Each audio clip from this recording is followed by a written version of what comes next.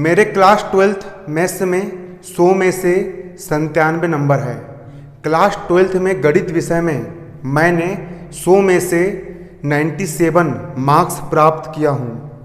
आज के इस वीडियो में मैं आपको ये बताऊंगा कि आखिर कैसे मैंने 100 में से 97 नंबर गणित विषय में लेकर के आया हूँ।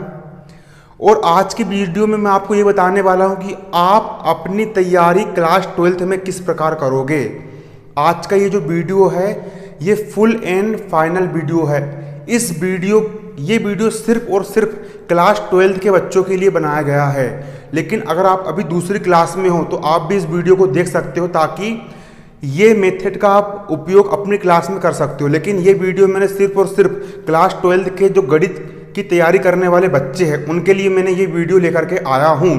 क्लास 12th मैथ्स, इस वीडियो में मैं आपको ये बताऊंगा कि आप शुरू से गणित की तैयारी किस प्रकार करोगे और साथ साथ आप गणित का रिवीजन कैसे करोगे, आप गणित को समझोगे कैसे, आप गणित का एग्जाम कैसे दोगे, आप एग्जाम के गैप में गणित की तैयारी कैसे करोगे। मतलब कि ये वीडियो बहुत लंबा होने वाला है। आज का ये वीडियो है, इस वीडियो में मैं आपको शुरू से लेकर के आखिर तक की पूरी A to Z तैयारी करने के बारे में बताने वाला हूं। अब सबसे पहले बात सुन लीजिए। सबसे पहली बात, आपको गणित में 100 में से 100 नंबर लेना है ना, तो पहले मैं आपको मेरा बताऊंगा। जब मैं क्लास 12th में था तो नूतन की एक गणित की किताब आती थी। वो किताब लगभग 800 या फिर 1000 पेज की बुक थी। और मैंने क्लास 12th में आईएमपी बिल्कुल भी नहीं पढ़ा था। क्लास 12th में जो मैथ्स थी ना, हालांकि पेपर में आईएमपी आता है, लेकिन क्लास 12th की जो गणित थी उस गणित के मैंने एक एक सवाल को करा था। मतलब कि एक भी सवाल मैंने छोड़ा नहीं था। मुश्किल से 10 सवाल बस होंगे पूरी किताब में जो कि मैंने छोड़ दिया था। बाकी क्लास 12th की मैथ्स का एक एक किताब मैंने किया था। और हमारे टाइम पर एक 500 पेज की एक कापी आती थी। 500 पेज की एक कापी आती थी। तो 500 पेज वाली 25 कापी, 500 पेज वाली 25 फेयर कापी बनी थी मेरी।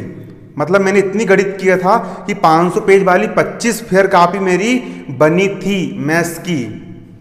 अब देखिए कि करना क्या है।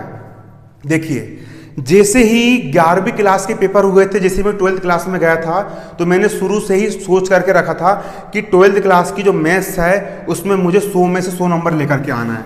मुझे 12th क्लास की मैथ्स में 100 में से 100 नंबर लेकर के आना है। ये मेरा गोल था, ये मेरा टारगेट था। और इसी कारण मैंने अपने एरिया में एक ऐसे सर को ढूंढा जो मुझे पूरी की पूरी गणित पढ़ा पाए। तो फिर मुझे एक सर मिले, वो सर का नाम था राकेश सोनी सर। उनके पास फिर मैंने अपनी गणित की कोचिंग वहाँ पर स्टार्ट की। जो क्लास 12th थी वहाँ पर मैंने सर के पास अपनी कोचिंग ज्वाइन की और सर के पास फिर मैं वहाँ पर गणित पढ़ने लगा। अब देखिए, सबसे पहली बात, गणित में 100 में से 100 नंबर लाना कोई बड़ी बात नहीं है। अगर हम सही तरीके से अपनी तैयारी करें, हम सही तरीके से यदि अपनी पढ़ाई करें, यदि हम सही रणनीति का पालन करें और यदि हम प्रैक्टिस पर अच्छे से फोकस करें तो हम आराम से गणित में 100 में से 100 नंबर ला सकते हैं। एक दोहा है, करत करत अभ्यास के जड़मति होत सुजान, रस्सी आवत जावत ते सिल पर पड़त निशान। मतलब कि यदि बार बार अभ्यास किया जाए तो जो मूर्ख व्यक्ति होता है, मूर्ख व्यक्ति भी बार बार अभ्यास करके ज्ञानी बन सकता है। और ये बात गणित पर बिल्कुल 100% लागू होती है। तो सबसे पहले यहाँ पे आप समझ लीजिए कि देखिए, गणित में जो कुछ भी है वो सिर्फ और सिर्फ प्रैक्टिस है। यहाँ पर ना इंटेलिजेंसी काम करती है, यहाँ पर कुछ काम नहीं करता। गणित में सिर्फ एक ही चीज काम करती है और वो है प्रैक्टिस।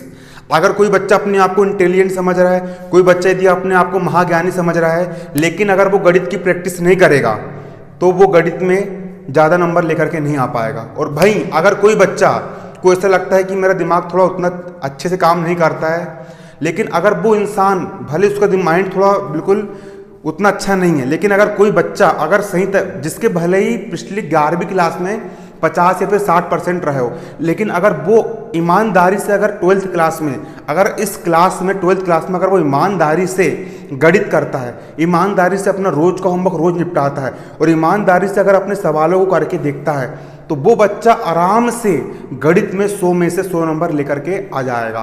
कोई बड़ी बात नहीं, गणित में राइटिंग में बिल्कुल भी नंबर नहीं कटते हैं। गणित बहुत सरल विषय है। सबसे पहली बात तो आप अपने दिमाग से इस भ्रम को निकाल दो कि गणित बहुत कठिन विषय है। अगर आप देखो, इंसान जो सोचता है वही बन जाता है। अगर आप ये बोलोगे ना कि गणित कठिन है, गणित कठिन है, गणित कठिन है, तो सच में आपको गणित कठिन लगने लग जाएगी। कि अगर आप ये सोचोगे कि गणित में से नहीं बनती, गणित में से नहीं बनती है, तो आप सच में आपसे गणित बिल्कुल नहीं बनने वाली। आप ये सोचो, आप ये बोलो कि गणित कैसे ही रहे, गणित चाहे सरल रहे चाहे कठिन रहे, ये बोल लो कि गणित मेरे लिए सरल है। और सबसे पहले आपको अपने मन में एक दृढ़ संकल्प करना पड़ेगा। सबसे पहले आपको अपने मन में एक बार ठानना पड़ेगा, आपको अपने मन में एक बार दृढ़ संकल्प करना पड़ेगा कि इस बार कुछ भी करके गणित में 100 में से 100 नंबर लेकर के आना है। सबसे पहले तो आपको अपने मन में एक दृढ़ संकल्प करना पड़ेगा, एक दृढ़ निश्चय करना पड़ेगा कि इस बार क्लास 12th में गणित में 100 में से 100 नंबर लेकर के आना है, चाहे कुछ हो जाए। और यकीन मानिए दोस्तों, अगर आपने अपने मन में एक बार दृढ़ संकल्प कर लिया कि मुझे कुछ भी करके इस बार क्लास 12th में 100 में से 100 नंबर लेकर के आना है, तो 100 में से 100 नंबर लाने से आपको किसी का बाप भी नहीं रोक पाएगा। भले ही आपको 11th क्लास में गणित में आपको सप्लीमेंट्री आई हो, भले ही क्लास 11th में आपको गणित में सप्लीमेंट्री आई हो, लेकिन अगर आपने क्लास 12th में अगर आपने अपने मन में एक बार दृढ़ संकल्प कर लिया, दृढ़ निश्चय कर लिया और अपने आप से कह दिया कि कुछ भी करके तुझे इस बार कुछ भी करके गणित में 100 में से 100 नंबर लेकर के आना है, सबसे पहले तो आपको अपने मन में एक बार ये ठानना पड़ेगा। और दोस्तों, एक कहावत है, मान लो तो हार है और ठान लो तो जीत है। अगर आपने ये मान लिया ना कि मैं गणित में कुछ नहीं कर पाऊंगा, तो आप सच में कुछ नहीं करने वाले। और भाई, अगर आपने एक बार ये ठान लिया, अगर आपने अपने मन में एक बार ये दृढ़ निश्चय कर लिया, अगर आपने अपने मन में एक बार ये दृढ़ संकल्प कर लिया कि इस बार गणित में कुछ भी करके 100 में से 100 नंबर लेकर के आना है, तो आपको गणित में 100 में से 100 नंबर लाने से दुनिया की कोई ताकत नहीं रोक पाएगी। और आप अभी अपने आप को ये बोलो कि तुझे कुछ भी करके इस बार गणित में 100 में से 100 नंबर लेकर के आना है, और इसके लिए चाहे कितना ही प्रैक्टिस क्यों ना करना पड़े और कितनी ही मेहनत क्यों ना करना पड़े, वो मेहनत करेंगे और रिजल्ट लेकर के आएंगे। अब सबसे पहली बात, अब करना क्या है, अब पूरी की पूरी रणनीति आप यहां पर देख लीजिए कि आपको करना कैसे है। सबसे पहली बात, इस वीडियो में मैं आपको ये बताऊंगा कि जो बच्चे कोचिंग जाते हैं वो अपनी तैयारी कैसे करेंगे, और जो बच्चे कोचिंग नहीं जा पा रहे हैं अभी लॉकडाउन के कारण, अभी जो बच्चे ऑनलाइन स्टडी कर रहे हैं, वो बच्चे जो ऑनलाइन स्टडी कर रहे हैं वो गणित को किस प्रकार से पढ़ेंगे, दोनों का तरीका बताऊंगा। तो सबसे पहले मैं आपको अपना बताऊंगा कि मैंने किस प्रकार से किया। तो देखिए, मैं जिस सर के पास कोचिंग गया था, वो कोचिंग में सुबह शाम को 5 बजे से लेकर के 6 बजे तक गणित पढ़ाते थे। शाम को 6 से लेकर के 5 बजे तक जो 1 घंटे की जो स्टडी होती है, उसमें जो आपको आपके सर पढ़ाएंगे, जो मुझे मेरे सर ने पढ़ाया था, सिर्फ 1 घंटे की कोचिंग कितने समय की होती है, 1 घंटे की हमारी लगती है क्लास। क्या लगती है? 1 घंटे की हमारी लगती है क्लास, कोचिंग में लगती क्लास। जैसे कि आपके दोस्त है ना, जैसे आपके फ्रेंड सर्कल है, उसी प्रकार मेरा भी फ्रेंड सर्कल हुआ करता था। अब होता क्या है कि जैसे ही बच्चा कोचिंग के अंदर जाता है, जैसे ही बच्चा कोचिंग के अंदर जाता है, तो होता क्या है कि सर ब्लैक बोर्ड पर आपको सवाल करवाते हैं। आपके जो सर है, आपके सर आपको ब्लैक बोर्ड पर सवाल समझाते हैं। लेकिन होता क्या है कि क्लास में कुछ अपने जो दोस्त होते हैं, वो दोस्त क्या करते हैं, अपन को डिस्ट्रैक्ट करते हैं कि यार कहीं की बात निकाल लेंगे, इधर उधर की बात करेंगे, इधर उधर की फालतू बात करेंगे। और वो सब में क्या होता है कि हमारा आधा ध्यान कहाँ पर रहता है, गणित को समझने में रहता है, और आधा ध्यान हमारा फालतू की बातों में रहता है। हम सही तरीके से गणित समझ पाते हैं क्या? नहीं समझ पाते। तो मैंने क्या किया था, मेरे जितने भी दोस्त थे, मेरा जितना भी फ्रेंड सर्कल था, उन सभी दोस्तों को मैंने बोल दिया था, अपने फ्रेंड्स को मैंने कह दिया था कि जितनी भी अपनी दोस्ती है, जितनी भी अपनी भाईबंदी है, वो 1 घंटे के बाद कर लेंगे। जितनी मस्ती करना तुमको, अगर मेरे से बात भी करना है, तो मेरे से कितनी जरूरी बात क्यों ना हो, तुम जो कोचिंग का जो 1 घंटे का समय होता है, जो कोचिंग का जो 1 घंटे का जो क्या होता है समय होता है, जिस समय पर हमको हमारे सर गणित पढ़ाते हैं उस समय में मुझसे कोई बात नहीं करेगा। मैंने अपने जितने भी दोस्त थे सभी दोस्तों को स्पष्ट रूप से समझा दिया था कि कोचिंग का जो 1 घंटा होता है उस 1 घंटे में ना तुम मुझसे बात करो, ये भूल जाओ कि उस 1 घंटे के लिए अमन तुम्हारा दोस्त है। मैंने अपने सभी दोस्तों को ये कह दिया था। आप भी अपने दोस्तों को ये बोल दीजिए कि जो कोचिंग का जो 1 घंटे का समय, उस समय ना कोई दोस्ती ना कोई भाईबंदी। अब देखिए, जो कोचिंग जाने के बाद जो 1 घंटे का जो समय होता है ना, उस समय में आपको करना क्या है सुनो, पूरा तन मन धन, पूरा फोकस, पूरा कॉन्सेंट्रेशन, पूरा का पूरा फोकस और पूरा का पूरा कॉन्सेंट्रेशन सिर्फ और सिर्फ समझने में लगाना है। मतलब कि आपको आपके सर जो गणित पढ़ा रहे हैं, आपको आपके टीचर जो गणित समझा रहे हैं, आपको पूरे फोकस के साथ ब्लैक बोर्ड पर ही देखना है। आपकी जो नजरें है वो 1 सेकंड के लिए भी सवाल से हटनी नहीं चाहिए। आपके कानों में सिर्फ और सिर्फ आपके सर जो समझा रहा है वही बातें जानी चाहिए। बाकी कोई हल्ला करे, कोई कुछ करे, अपन को उससे कोई लेना देना नहीं। जो 1 घंटे का जो समय, उस समय में पूरा फोकस्ड होकर के आपको पूरी एकाग्रता के साथ, पूरे कॉन्सेंट्रेशन के साथ आपको सिर्फ और सिर्फ क्या करना है, समझना है। और क्या समझना है, सबसे पहले आपको आपके सर सवाल समझाते हैं ना, सवाल की एक एक स्टेप आपको बारीकी से समझना है कि कौन सी स्टेप कहाँ पे आ रही है, कौन सी स्टेप कहाँ को जा रही है, आगे सवाल में क्या होगा, आगे सवाल में क्या नहीं होगा। यहाँ पर x के बाद वाली स्टेप आई तो क्यों आई, अवकलन कर रहा है तो अवकलन में ये वाला फॉर्मूला लगा तो क्यों लगा। एक एक स्टेप को आपको बारीकी से समझना है।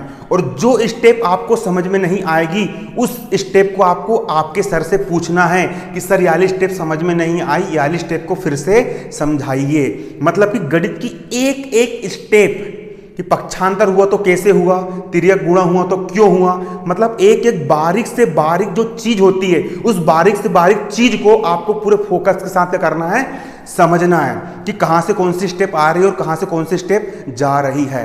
अच्छे से समझ लो। और देखिए दोस्तों, एक फैक्ट है और वो फैक्ट ये है कि यदि हम पूरे फोकस के साथ किसी चीज को सुने, एक फैक्ट सुन लीजिए, एक फैक्ट ये कहता है कि यदि हम पूरे फोकस के साथ किसी चीज को सुने तो वो 93% हमको वहीं याद हो जाता है।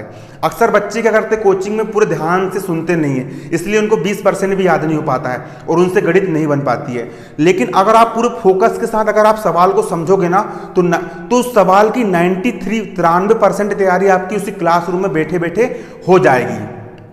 क्लासरूम में बैठे बैठे आपकी तैयारी 93% हो जाएगी। तो मैं क्या करता था, मैं पूरे फोकस के साथ सवाल को समझता था और सवाल को मैं इतने अच्छे से समझ लेता था कि अगर मैं घर पे जाकर नहीं भी करूंगा तो वो सवाल में से बन जाएगा। अच्छे बारीकी से सवाल को समझे, मतलब 1 घंटे में पूरे फोकस के साथ समझता था। और समझने के बाद घर पे गणित को मैं डेली 2 से 2.5 घंटे देता था। ये जरूरी नहीं है कि 12th क्लास की मैथ्स बहुत मोटी है तो हमको 18 घंटे गणित करना पड़ेगा या 22 घंटे गणित का, ऐसा कुछ जरूरी नहीं है। मैं अपना बता रहा हूं, मैंने घर पर, मतलब स्कूल वाला टाइम छोड़ करके जो घर पर जो समय होता है ना, उस घर पर मैंने गणित को सिर्फ 2 से 2.5 घंटे का समय दिया। अगर आपको ऐसा लगता है कि मैं गणित में ज़्यादा ही कमजोर हूं तो आप गणित के लिए 3 घंटे निकालिए। टाइम आपको जो निकालना है निकालो। मेरे को गणित बहुत आसान लगती थी, इसलिए मैं गणित को रात में करता था जब मेरे को नींद आती थी। अगर गणित आपको कठिन लगती होगी तो आप उसको सुबह के टाइम उठाना, आपको जब उठाना था आप तब गणित को उठा सकते हो। तो गणित को मैं मात्र 2 से 2.5 घंटे ही मैं गणित की प्रैक्टिस करता था। सिर्फ कितने घंटे? 2 से 2.5 घंटे। अब मैं करता क्या था, जो सवाल मैंने कोचिंग में समझ करके आया, डेली का बता रहा हूं, मैं रोज ऐसी करता था। जो सवाल मैंने कोचिंग में 1 घंटे में समझ करके आया, जिस सवाल को मैंने कोचिंग में 1 घंटे में समझा हूं, जो सवाल को मैंने कोचिंग में 1 घंटे में समझ करके आया, मैं घर आता था और घर आने के बाद हाथ मुंह धोकर के फ्रेश होता था और वो सब होने के बाद पानी पीता था और एक रफ कॉपी निकालता था। क्या निकालता था? एक रफ कॉपी निकालता था और एक पेन निकालता था। एक रफ कॉपी निकाला, एक पेन निकाला। सबसे पहले जो कॉपी, जो फेयर कॉपी होती थी, जिस कॉपी में हम उस सवाल को नोट करते हैं, उस फेयर कॉपी से पहले उस सवाल को समझता था कि ये सवाल लिखा है, ये सवाल ये कह रहा है, इसके बाद याली स्टेप आई, इसके बाद भली में सवाल बन रहा है लेकिन फिर भी मैं समझता था कि याली स्टेप आई, याली स्टेप के बाद फिर याली स्टेप आई, इसके बाद फिर याली स्टेप आई, फिर याली स्टेप आई, फिर याली स्टेप आई। एक के बाद एक जितनी भी स्टेप होती है उन सारी की सारी स्टेप को मैं बारीकी समझता था। जब वो सवाल मेरा फेयर कॉपी से समझ करके हो जाता था, फिर उस फेयर कॉपी को मैं बंद करता था, और फेयर कॉपी बंद करने के बाद फिर मैं निकालता था एक पेन और एक निकालता था रफ कॉपी। फिर उस रफ कॉपी में उस सवाल को मैं बिना देखे करता था। कभी कभी वो सवाल मेरा एक ही बार में सही हो जाता था और कभी कभी मैं बीच में अटक जाता था। तो जहाँ पर मैं सवाल करते हुए अटकता था, फिर फेयर कॉपी खोलता था, फिर वहाँ समझता था कि मैं कहाँ पर अटका और क्यों अटका, और उस सवाल को फिर से पढ़ता था। और फिर जब सेकंड बार करता था तो वो सवाल में से बन जाता था। लेकिन बनने के बाद कुछ ना कुछ गलती हो जाती थी, स्टार्टिंग में कुछ ना कुछ गलती हो जाती थी। उस गलती पर गोला पाड़ता था और उस गलती में फिर सुधार करता था, फिर कॉपी में फिर से उस सवाल को समझता था और फिर उस सवाल की फिर प्रैक्टिस करता था। और रफ कॉपी में मैं ऐसे करके देखता था। आप जब रफ कॉपी में सवाल की प्रैक्टिस करोगे ना, तो रफ कॉपी में आपको प्रैक्टिस इस प्रकार से करना है कि आप बोर्ड का एग्जाम में लिख रहा है उस सवाल को। कई बार बच्चे क्या करते मालूम है, पेन लिए, रफ कॉपी लिए, खच खच खच खच कर दिए, पल्ले नहीं पड़ा क्या करे क्या ना। ऐसा प्रैक्टिस नहीं करना है। रफ कॉपी में भी कर रहे हो तो बिल्कुल गणित के सवाल की प्रैक्टिस इस प्रकार से करके देखो कि तुम बोर्ड परीक्षा में लिख रहे हो, ऐसी प्रैक्टिस करो। और जब बिना देखे तुम एक बार सवाल करोगे, है ना, उसके बाद फिर मिलाओ कि कहाँ पर कौन सी गलती हमने करे है, और खुद चेक करके नंबर दो कि ये सवाल अगर 5 नंबर में आया तो मुझे कितने नंबर मिल सकते हैं। और जब वो सवाल तैयार करके हो गया, मतलब कि जब गणित का आपका एक सवाल तैयार करके हो गया, तो जब सवाल आपका आंसर पूरा सही आ गया ना, उसके बाद उस सवाल को 2 बार फिर से करना है। सबसे पहले आपने फर्स्ट बार करा, गलत हुआ, सेकंड बार करा, गलत हुआ, थर्ड बार करा, आपने सवाल सही हो गया। जब सवाल आपका सही हो गया तो सवाल के सही होने के बाद वो सवाल आपसे बनने लगा, उसके बाद फिर आपको 2 बार उस सवाल को और करके देखना है, तभी आप गणित में 100 में से 100 नंबर लेकर के आ पाओगे। क्योंकि देखिए दोस्तों, क्योंकि कोचिंग जितने 100 के 100 बच्चे आपकी क्लास में है ना, तो 100 के 100 बच्चे उसी सर के पास पढ़ रहे हैं, 100 के 100 बच्चे से सवाल बन भी रहे हैं, लेकिन एक बच्चे के 60 नंबर आते हैं और एक बच्चे के 100 में से 100 नंबर आते हैं। तो जिस बच्चे के 60 नंबर आ रहे हैं ना, वो बच्चे सवाल को सिर्फ एक बार करके देखते हैं, लेकिन जिस बच्चे के 100 में से 100 नंबर आ रहे हैं ना, वो बच्चे उस सवाल को 2 से 3 बार, जितने अधिक से अधिक आप रिवीजन कर सकते हो उतने ज़्यादा से ज़्यादा आपको क्या करना है, रिवीजन करना है। और 1 घंटे की कोचिंग होती है, 1 घंटे में आपके सर आपको कितने सवाल करवाएंगे? 1 घंटे में आपको आपके सर मात्र ज़्यादा से ज़्यादा 6 सवाल करवाएंगे, 6 से 7 बड़े सवाल रहते 12th क्लास में। ज़्यादा से ज़्यादा आपको आपके सर ने 1 घंटे में 6 से 7 सवाल करवाए। तो जो आप घर पे जो 2.5 घंटे निकालोगे, उस 2.5 घंटे में आपको 6 से 7 सवाल को अच्छे से प्रैक्टिस करना है। देखिए दोस्तों, स्कूल के टाइम पे मैं 2 से 2.5 घंटे सवाल करने के निकालता था। उसके बाद हमको हमारे जो सर थे ना, होमवर्क में कम से कम 40 सवाल देते थे, क्योंकि वो सर बहुत अच्छा पढ़ाते थे। तो वो जो हमारे राकेश सोनी सर जी थे, वो हमको 40 सवाल होमवर्क में देते थे। तो घर पर मैं क्या करता था, घर पर जो सवाल सर ने समझा है उन सवालों की प्रैक्टिस मैं घर पे करता था। और जैसे ही मेरे डेली के डेली सवाल की प्रैक्टिस हो जाती थी, जो होमवर्क में जो 40 सवाल मिलते थे, जो होमवर्क में जो 40 सवाल मिलते थे, फिर उन सवालों को मैं स्कूल के टाइम पर करता था। स्कूल में क्या होता है कि स्कूल में हल्ला हो रहा है, कोई मस्ती कर रहा है, किसी दिन पीरियड खाली चल जाते, कोई सर मैडम पढ़ाने के लिए आते नहीं, कभी कभी कोई पीरियड खाली निकल जाते थे। तो स्कूल में जो खाली समय बचता था, स्कूल में जो खाना खाने की छुट्टी के बाद जो समय बचता था, उन समय में कम से कम मैं 2 से 2.5 घंटे समय और निकालता था और 40 सवाल की प्रैक्टिस मैं स्कूल टाइम पे करता था। और स्कूल टाइम पर सवाल स्पीड से इसलिए हो जाते थे क्योंकि देखो, आज मैंने शाम को सवाल समझा और रात में उनकी प्रैक्टिस कर लिया, और जो 40 सवाल है, 40 सवाल जो है उनकी जो मेथड है वो बिल्कुल उन्हीं सवालों की जैसी है जो सवाल की प्रैक्टिस मैंने रात में किया था। तो 40 सवाल की मेथड अपन से बनने लग जाती है, तो खट खट खट खट 40 सवाल अपने पूरे पूरे कंप्लीट करके हो जाते थे। फिर कोचिंग गए, फिर कोचिंग में पूरे फोकस के साथ गणित समझे, फिर उसी गणित को रात में फिर 2-2.5 घंटे में कंप्लीट करे। फिर अगले दिन फिर स्कूल में फिर मैं 2-2.5 घंटे निकाल करके फ्री टाइम में फिर प्रैक्टिस करता था, फिर होमवर्क करा, फिर कोचिंग गया, कोचिंग अच्छे से समझा, फिर शाम को फिर 2-2.5 घंटे में अच्छे से गणित करा। फिर अगले दिन फिर जो स्कूल का टाइम बचता था, उस स्कूल के टाइम पे फिर उस गणित को अपन ने करके देखे। इस प्रकार से गणित डेली की डेली में करता था, रोज ही रोज गणित करता था। अब देखिए दोस्तों, डेली की डेली गणित करने में मुझे क्या फायदा हुआ? रोज की गणित रोज करने में मुझे सबसे बड़ा फायदा ये हुआ कि 30 दिसंबर को, जुलाई से कोचिंग लगी थी, 30 दिसंबर को या फिर 31 दिसंबर को हमारे सर की गणित पढ़ा करके पूरी की पूरी एंड हो गई थी। तो मैं तो रोज की गणित रोज करता था। तो तो जिस दिन 31 दिसंबर को सर की गणित पढ़ा करके खत्म हुई थी, उसी दिन मेरी गणित का पूरा रिवीजन करके भी खत्म हो गया था। और मेरे साथ के जो कई बच्चे थे उन लोगों ने गणित की कॉपी तो बनाए थे लेकिन प्रैक्टिस नहीं करे थे। मतलब कि क्लास के सारे बच्चे ने कब पढ़ाई शुरू करी? 1 जनवरी से पढ़ाई शुरू करी, है ना। मतलब वार्षिक एग्जाम जो मार्च में होते थे उसके 2 महीने पहले से बच्चे लोगों ने गणित करना शुरू करे, मेरे फ्रेंड्स वगैरह ने गणित करना शुरू करे। और मेरी जो गणित थी, जिस दिन सर की गणित कोचिंग में पढ़ा करके खत्म हुई उस दिन मेरी गणित पढ़ा करके खत्म हो गई थी। तो डेली का डेली करने में फायदा मुझे ये मिलता था। अब कई बार क्या होता है दोस्तों कि अपन डेली का काम डेली कर रहे हैं लेकिन किसी कारणवश अपन कभी शादी में चल गए, फिर कहीं चल गए, तो बीच का जो कोर्स होता था वो मिस हो जाया करता था। अब रोज का काम अपन रोज कर रहा है, अब किसी कारणवश क्या हुआ कि 4 दिन की गणित करना अपन भूल गए या फिर 4 दिन से अपन गणित नहीं करे, तो मैं क्या करता था, जो 4 दिन का जो मेरा होमवर्क छूट जाता था ना उसको मैं छोड़ ही देता था। ऐसा नहीं कि उसी के पीछे बढ़े, ऐसा नहीं। अगर 4 दिन से की गणित आप नहीं कर पाए, यदि आपका 4 दिन का होमवर्क छूट गया तो उसको छोड़ ही दो, फिर आज जो करवाए उसको कंप्लीट करो।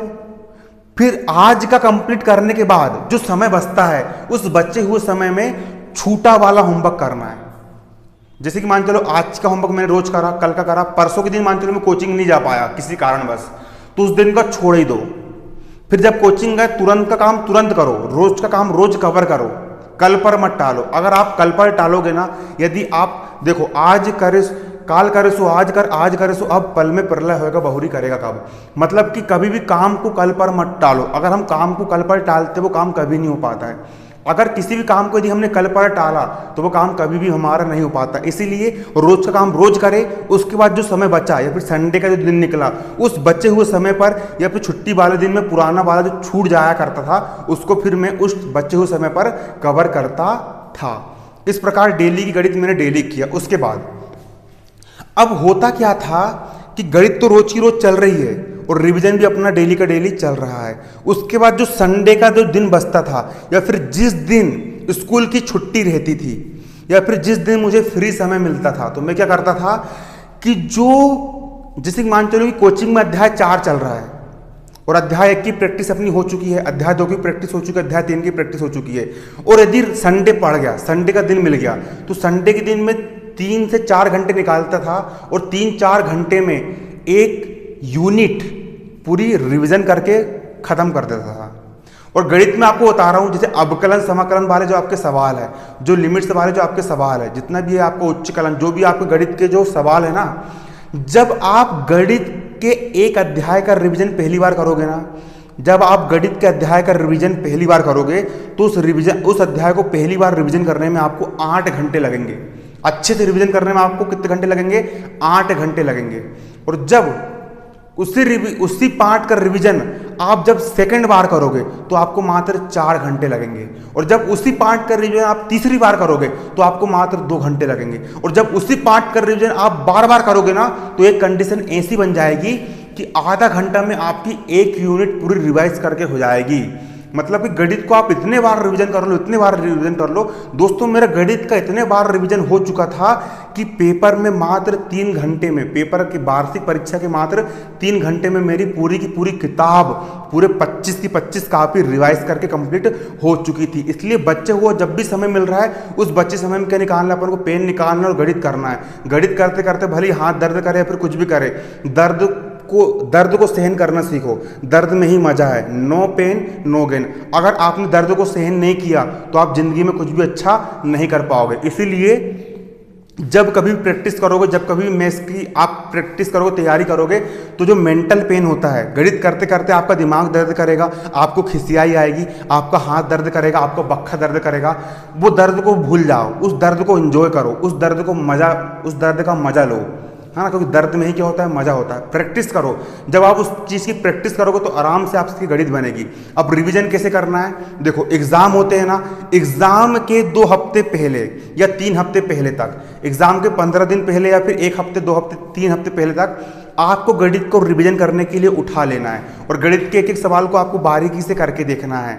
और होता क्या, अगर परीक्षा में कम समय मिला है तो एग्जाम जिस दिन आपका एग्जाम है, एग्जाम के एक दिन पहले आपको क्या करना है, एग्जाम के एक दिन पहले चूंकि आपने साल भर से गणित को अच्छे से रगड़ रगड़ के किया है, तो एग्जाम के एक दिन पहले अपने पास बहुत सारा रहता है और रिवीजन करने के लिए अपने पास समय मिल पाता है कि अपन को समय नहीं मिल पाता। तो आपको करना क्या है कि आपको खाली समझ बस लेना है कि करके फिर आपकी प्रैक्टिस अच्छी रहेगी ना, फिर आप कलम प्रैक्टिस करते समय यदि आप पेन से नहीं भी लिखोगे ना, आप खाली आंखों से समझ बस लोगे कि ये सवाल है, इसके बाद एल स्टेप आई, इसके बाद एल स्टेप आई, इसके बाद एल स्टेप आई। यदि आप इस प्रकार से समझ बस लोगे तो आराम से आपको गणित का रिवीजन हो जाएगा। और गणित सबसे मेन बात कि आप कितनी तैयारी करते हो, आप कितनी मेहनत करते हो, वो उसकी वैल्यू नहीं है।